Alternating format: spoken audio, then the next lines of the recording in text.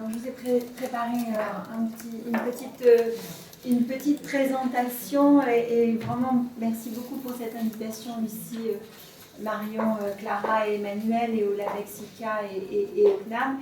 Effectivement, comme tu le disais, Lucie, j'aurai assez peu de temps, donc j'irai vite sur la présentation des quelques slides que je vous ai proposés. Je vous parlerai du point de vue des musées. Vous le savez peut-être, les musées en France, c'est à peu près 3000 lieux si on compte l'ensemble des adhérents de l'ICOM, qui réunit les professionnels des musées, 3000 adhérents, 1 millier de lieux, pardon. Mais vous verrez, comme tu le disais, Lucie, que les problématiques que l'on rencontre dans les musées de France se recoupent largement avec celles des FRAC et des centres d'art. Et dans cette première image, j'avais envie à la fois de citer Xavier Veillant, parce que c'est un artiste évidemment très important aujourd'hui de la scène artistique, avec cette photographie qui appartient aux collections du Musée national d'art moderne, parce que j'y ai travaillé 7 ans et que j'aime infiniment ce lieu, que j'y ai fait aussi mes premiers pas, si je puis dire, dans cette prise de conscience de l'écologie des musées en 2018-2019, quand j'ai travaillé sur la programmation du futur site des réserves à Massy. Donc j'ai un attachement particulier. Cette image, évidemment, aussi est tout à fait symbolique de nos échanges. Dynamique professionnelle au musée, interaction environnementale. Allons-nous vers de nouveaux modèles? C'est des questions que les professionnels aujourd'hui se posent, et bien entendu, dans la réflexion que vous avez, et en tant que chercheur, vous êtes au cœur de ces enjeux, portés en particulier comme par Bruno Latour, et je le cite ici: la nature n'est pas une victime à protéger, elle est ce qui nous possède. Le musée fait partie du vivant et partie prenante de cette participation au vivant et à la nature. Et donc, ce qu'il est important de comprendre, tu peux passer à la slide 2, c'est que ces crises écologiques, avec les enjeux sociaux et sociétaux qu'elles sous-tendent, modifient en profondeur le cadre éthique du musée, et que ces bouleversements se traduisent dans l'évolution même dans la définition même du musée, tel qu'il a été redéfini en 2022, j'y reviendrai, et que ce bouleversement commence aussi à impacter et à nourrir les projets scientifiques et culturels de nombreux établissements, mais aussi, vous le savez, la conception et la réalisation de leur programmation, en particulier en matière d'exposition, mais également la constitution et la gestion des collections de toute nature, le fonctionnement lui-même des établissements. On l'a bien vu au travers de cette étude qui a pu être menée par les centres d'art, et également tout l'écosystème qui correspond aux échanges permanents que les musées se font. Notamment, je prends l'exemple des prêts, et notamment des prêts internationaux qui sont consentis dans le cadre des expositions internationales, avec l'impact carbone qui va avec. Donc, comme tu le disais, Lucie, l'ensemble des professionnels sont impactés, et eux-mêmes vont être conduits, nous allons le voir, à faire évoluer leur référentiel, à repenser leur métier au quotidien, mais aussi, plus largement, les valeurs et les missions du musée. Alors, quelques questions liminaires. Comment concilier la conservation des collections et leur durabilité? Comment identifier les leviers et reconnaître les freins de cette démarche? Et comment enfin orienter les pratiques vers une conservation plus sobre? Ici, je vous ai mis, vous les connaissez, les 17 objectifs de développement durable, qui ont été la matrice à partir de laquelle la plupart des musées ont construit leur stratégie depuis 2015 pour s'en affranchir parfois ou continuer à la porter. Vous les connaissez, je n'insiste pas. La slide suivante, elle fait le lien avec les enjeux de l'étude qui a été menée par les augures, notamment sur les FRAC, qui arrivé à quatre conclusions que je reprends ici et que je vais développer en partie. L'importance de la diffusion des collections en région et du bénéfice social et environnemental que cela représentait. Le fait que la question des réserves, je ne sais pas si ça a été d'ores et déjà évoqué, mais la question du stockage des œuvres, la question des réserves, est au cœur de ces tensions que je viens de développer. Qu'un certain nombre de métiers sont des... je l'appelle pivot de la redirection, je ne sais pas si c'est tout à fait juste par rapport aux termes que vous utilisez dans le domaine de la recherche, mais en tout cas, cette redirection, elle est portée par certains métiers, et en particulier par ceux de la régie des œuvres. Et enfin, question brûlante, question difficile, celle des acquisitions dans un monde fini, à la croissance et aux limites planétaires finies, et comment on peut continuer à être dans ce processus d'accumulation des collections, d'accumulation tout court, comme l'évoquait Serge Latouche par exemple. Slide suivante. Alors la question, c'est celle de l'écologisation, pourquoi écologiser le musée. Et quand vous faites une recherche par l'intelligence artificielle et que vous amusez à dire voilà, que serait le musée, le Green Musée du Louvre dans 30 ans, 20 ans, voilà ce à quoi vous parvenez. J'aime beaucoup cette image, pour ça je l'utilise régulièrement, elle vous fait sourire, ouais, plus ou moins sourire. Tu peux passer au point suivant. Donc je l'évoquais, alors évidemment la notion de conservation, la notion de musée est par définition un projet durable, puisque cette notion de transmission, on doit se le redire en permanence, la question de la transmission, qu'il s'agisse des FRAC, qu'il s'agisse bien sûr des musées, elle est au cœur de nos missions. Trois choses. Redéfinition des musées à Prague en 2022, la durabilité, la diversité et l'inclusion sont mis au centre du musée. Donc c'est un vrai changement, c'est un vrai pas de côté qui est fait dans l'approche du musée. Ça a fait l'objet de très longues discussions, ça a duré 4 à 5 ans entre Kyoto et Prague, discussion très difficile entre le nord et le sud, vous voyez le musée du nord et les musées du sud, qui voulaient vraiment que ces notions d'intégration très fortes arrivent dans la définition, et des résistances dont on pourra reparler si vous le souhaitez, et je n'ai pas le temps de développer. La question de la culture dans les piliers du développement durable, elle arrive tard, hein, elle arrive seulement en 2002. Donc ça aussi, hein, c'est des choses qu'il faut garder en tête. Et enfin, j'aime beaucoup citer, peut-être l'as-tu déjà fait, Lucie Martin-Müller, et le travail de Martin Müller, retenez-le, qui avec Julie Grisaber, mais peut-être que Aude en parlera cet après-midi, a proposé ce qu'il appelle l'étoile du développement durable. Alors on sera d'accord ou pas sur le développement durable, peu importe ici, mais de proposer des niveaux, un niveau central avec des fondamentaux, un niveau social avec 8 dimensions qui traitent des problèmes liés aux personnes, et un niveau écologique avec 8 dimensions relatives aux questions environnementales. Et comment les professionnels vont parvenir à s'emparer de cette roue de la diversité, de l'inclusivité et de la transition écologique, c'est tout l'enjeu qui est posé par Martin Müller. Il y a d'autres choses qui sont très intéressantes dans l'article qui est paru de lui en 2023, qu'on a cité avec Aude et Lucie dans l'ouvrage qu'on prépare.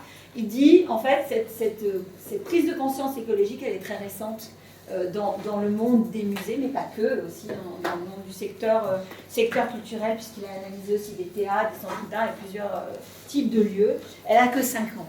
Donc il faut être humble par rapport à la démarche aussi dans laquelle nous sommes. Et 60% des initiatives, j'y revenir dans ces lieux, viennent des agents. Ils viennent de ceux qui travaillent sur le terrain et qui vont emmener la gouvernance vers la redirection. Et ça, je pense que c'est important de le dire. C'est un des sujets qui a été beaucoup souligné par Laurence dans son étude sur les FRAC, je pense que sur les centres d'art aussi, mais c'est un point important. Lucie, la slide suivante si tu veux bien. Alors je voulais ici vous mettre quelques illustrations de l'implication de l'ICOM. Je sais que mes collègues qui sont présents et qui en font partie seront tout à fait heureuses que je le cite parce que l'exemple français il est très important. Tu citais tout à l'heure l'année 2022. Je ne sais pas si c'est un tipping point, comme tu aimes à le dire, Lucie, mais en tout cas, c'est une année cruciale. Évidemment, la crise Covid, la crise énergétique vont faire partie de cette prise de conscience, la redéfinition du musée 2022 qui vient cristalliser ça, et puis tout le travail que l'ICOM France, avec Juliette Raoult-Duval, puis Émilie Girard, a souhaité porter, avec tout un travail de dialogue très libre entre les acteurs, qui était très nouveau au sein de l'ICOM France, et donc vous voyez toutes ces publications et tout ce travail qu'on fait, qui est partagé, et qui est partagé en ligne. Si vous voulez plus d'informations, Camilla qui est là aujourd'hui pourra vous répondre sur ce qu'on fait, les nouvelles normes de conservation, la question du musée comme acteur crédible du développement durable, la question de la responsabilité environnementale et sociétale du musée. On n'évite plus les questions, et le dernier sujet, c'était un sujet sur la décroissance du musée, en septembre dernier dans le cadre de l'Assemblée Générale de l'ICOM France. Donc on n'élude plus ces questions et je pense que c'est un changement très profond dans notre posture et dans nos engagements aujourd'hui, comme je le disais en introduction. Même chose au niveau des directeurs des grands musées internationaux. Vous savez peut-être qu'il y a un groupe qui s'appelle le BISO Group, qui existe depuis le milieu des années 90, qui était à l'origine un groupe d'une quinzaine de grands directeurs, un peu le lobby des musées du Nord, les musées occidentaux, qui se réunissaient pour dire, bon ben voilà, prête-moi ton Van Gogh, je te prêterai mon Mondrian, et puis quand je te demande un prêt, ne m'inflige pas des coûts trop importants, enfin, ce genre et puis la programmation culturelle, comment on peut travailler ensemble pour partager des projets. Mais assez vite, ils se sont aussi posé des questions sur le rôle du musée et l'impact du musée sur les questions environnementales. Donc, ils ont produit le Green BISO Group Protocol, qui aujourd'hui, vous pouvez vous procurer. Ils ont travaillé sur deux aspects, la révision des normes de conservation, c'est-à-dire est-ce qu'on ne peut pas aujourd'hui essayer d'aller vers des normes un peu plus relâchées pour évidemment avoir des coûts énergétiques moins importants dans notamment nos réserves. C'est le travail qui a été fait. Et puis un deuxième travail qui a été mené aussi, tout à fait intéressant, Lucie, l'autre slide, qui était de repenser les mobilités. Alors, repenser les mobilités des œuvres et des agents. C'est-à-dire que les démarches systématiques qui consistaient à accompagner les œuvres, ce qu'on appelle du convoiement d'œuvres dans notre jargon des musées, pouvaient être discutées. La question de la mutualisation des transports entre plusieurs musées pouvait être discutée. La question du transport systématique par l'avion pouvait être discutée. Donc, il y a des sujets autour du transport maritime ou du transport ferroviaire. Peut-on se poser ces questions? Oui, on peut aujourd'hui se les poser et il y a des lieux qui réfléchissent. C'est ce que je voulais vous montrer. J'aime bien cette formule du greener option first, c'est-à-dire l'option verte doit toujours être celle qu'on privilégie. Gardez cette formule en tête, moi je l'aime bien, qui nous permet d'avancer sur ces sujets. Slide suivante. Alors, une fois qu'on a dit tout ça, comment on accommode les restes et comment on travaille dans ce contexte de grande fragilité, Lucie. Et bien sûr, on revient à la question de l'injonction contradictoire, ce que tu disais tout à l'heure au niveau des centres d'art. Et évidemment, on souhaite, et évidemment c'est notre mission première, continuer à accueillir des publics. Mais que quand vous savez que dans le coût d'empreinte carbone du musée du Louvre, 98% de l'empreinte carbone du Louvre est liée à la fréquentation, eh bien, que fait-on? Évidemment, on ne va pas arrêter d'accueillir des publics. Néanmoins, on peut travailler sur les type de public qu'on accueille. Est-ce qu'on veut continuer à être un lieu de surtourisme et continuer à accueillir 60 ou 70% de public touristique, ou est-ce qu'on veut retravailler la question du public? Et c'est tout le travail qu'on fait avec notre présidente actuellement. Par exemple, vous savez qu'aujourd'hui, il y a 2 nocturnes au Louvre, il y a des espaces interdisciplinaires qui sont en train de se constituer pour vraiment avancer sur ces sujets, et également la création d'une jauge qui permet de limiter la fréquentation journalière du musée. Néanmoins, 190 millions d'euros de recettes liées à la fréquentation, on ne peut pas s'en passer, vous l'imaginez, au Louvre, et c'est le premier poste évidemment des ressources propres du Louvre. Alors, plein d'initiatives, il y en a beaucoup, vous les connaissez. Pas plus tard qu'hier, il y avait un très beau poste du musée du Quai Branly sur la mise à jour de sa route, de ses enjeux et de son portage extrêmement fort de ces questions. Vous pourrez aller le consulter très facilement, et je vous ai mis le lien pour aller voir ce qui concerne l'engagement du musée du Quai Branly sur ce sujet. Évidemment, retenez tout le travail que fait le Palais des Beaux-Arts de Lille. Je pense que Lucie, tu en as déjà parlé, avec un très beau guide d'éco-conception qui est en ligne. Tout ça, c'est de partager. Et ce partage-là, il est vraiment extrêmement important et voulu par les institutions. On cite aussi beaucoup le travail qu'a fait et que fait toujours Universcience. Vous avez ici l'extrait de leur bilan qualitatif de 2023 sur le dispositif de suivi des services publics éco-responsables. On pourrait là encore en parler très largement, et on n'aura pas le temps ce matin de le faire. Je n'ai pas mon PowerPoint en tête, c'est pas grave, on va continuer. On est sur l'économie linéaire et l'économie circulaire.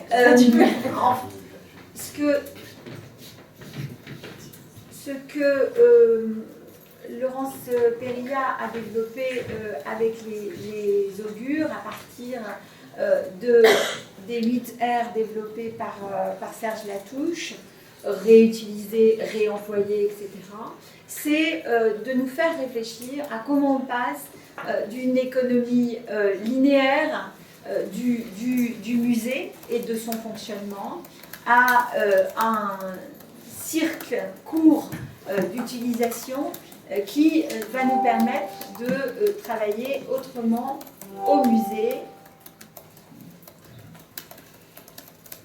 Alors, je suis désolée. Tu t'es là? Ah oui, c'est moi. Je pense que c'est moi. Je suis vraiment confuse.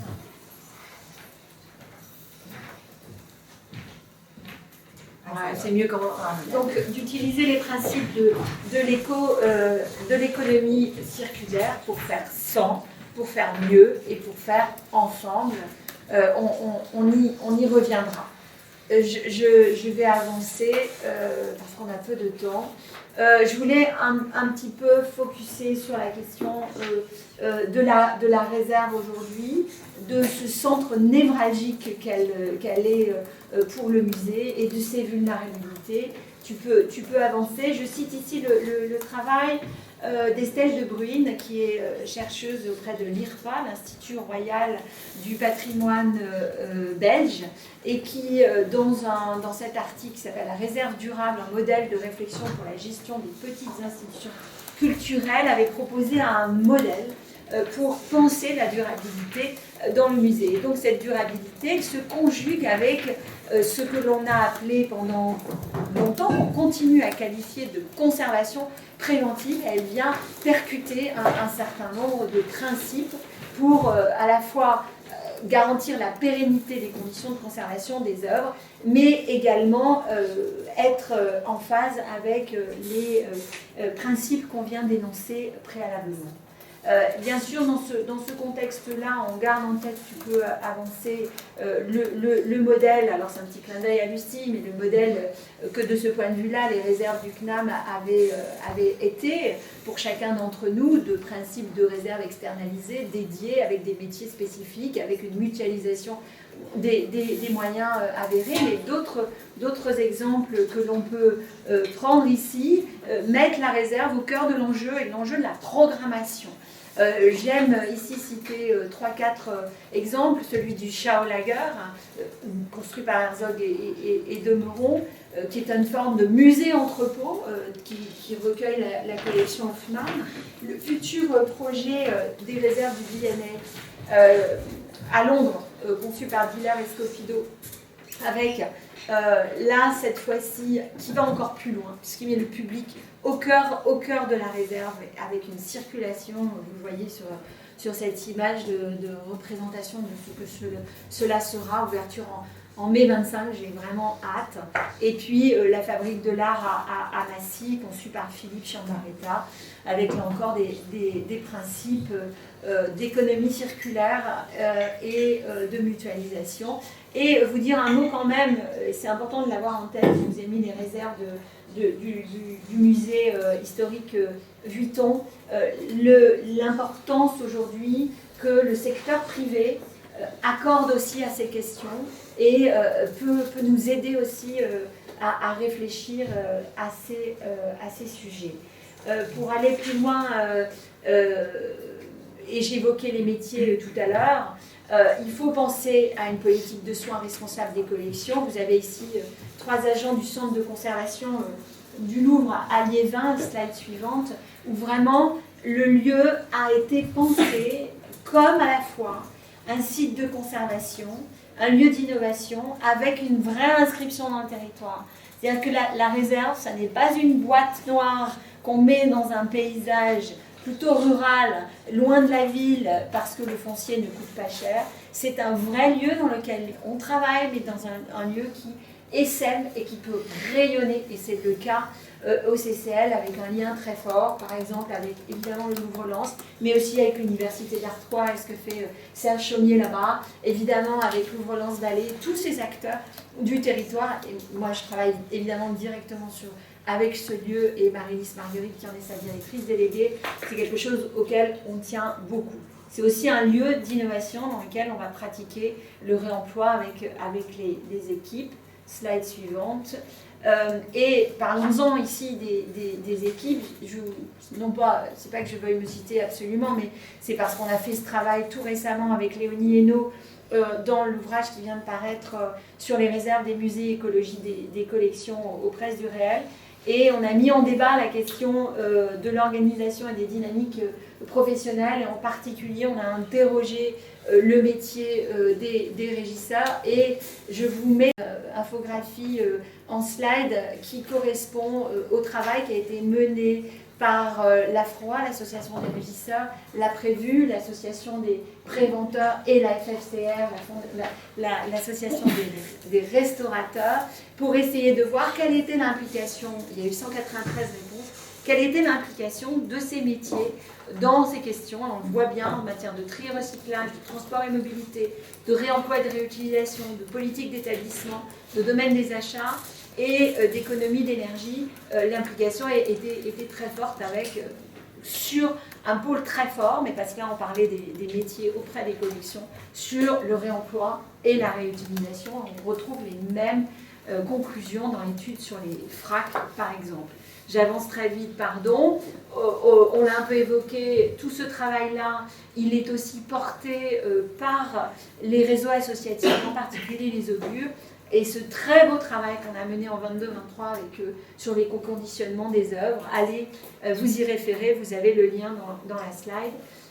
Alors, est-ce que les réserves, est-ce que le lieu du musée devient un lieu d'expérimentation? Oui, slide suivante. Il peut l'être. Vous avez ici deux très beaux exemples, qui est celui de la réserve dite appartement témoin du Mucem à Marseille, où se jouent en termes professionnels des choses extrêmement intéressantes, mais aussi tout ce qui a été fait au Louvre-Lens sur les coulisses visibles et visitables qu'on est en train de totalement retravailler avec Annabelle Ténez, la nouvelle directrice du Louvre-Lens, pour lui donner une vraie inscription, comme je le disais, dans le territoire, mais qu'elle soit aussi porteur pour les équipes qui travaillent au musée. Donc toujours travailler ces deux niveaux. On peut le faire et expérimenter. Évidemment, plein d'outils, plein de démarches en termes RH aussi, passionnantes. Je vais y revenir en conclusion. Alors, est-ce que nous serions dans des lieux de la post-preservation? C'est un sujet qui est posé aujourd'hui par de nombreux chercheurs. La post-preservation, c'est aussi des lieux emblématiques comme le dépôt Boijmans à Rotterdam ou le Muséum Steenström à Anvers, qui met là encore la réserve au cœur des enjeux.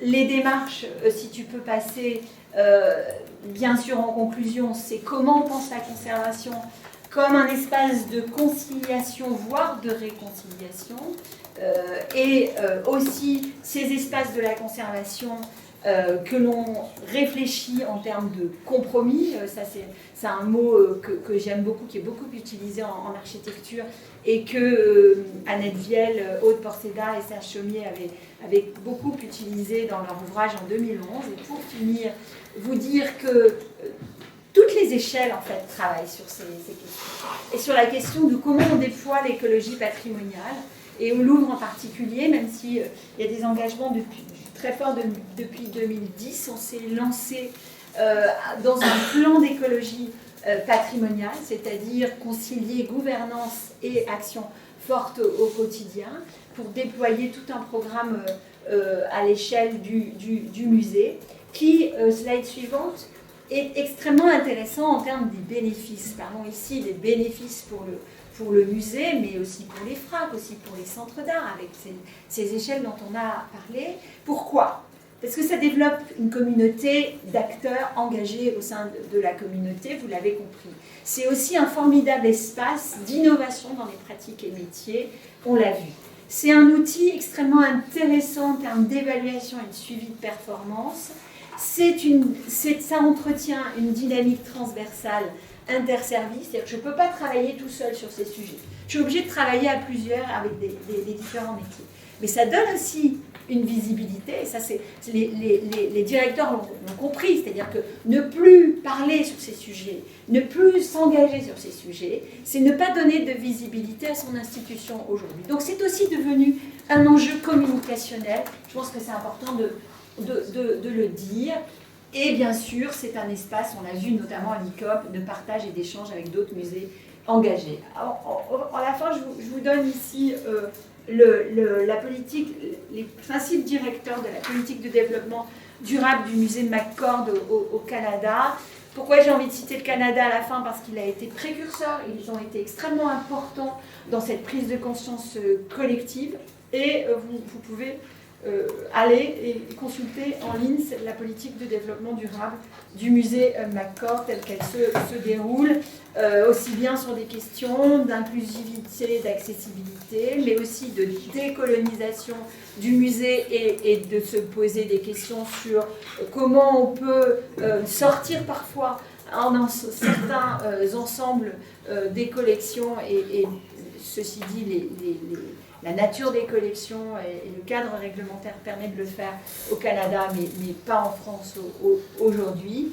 Faire preuve de créativité, d'innovation, de transparence dans la politique du musée. Donc, vous voyez qu'on retrouve les sujets que j'ai abordés. Pardon, je suis allée très vite, mais on avait peu de temps. Merci. Merci infiniment.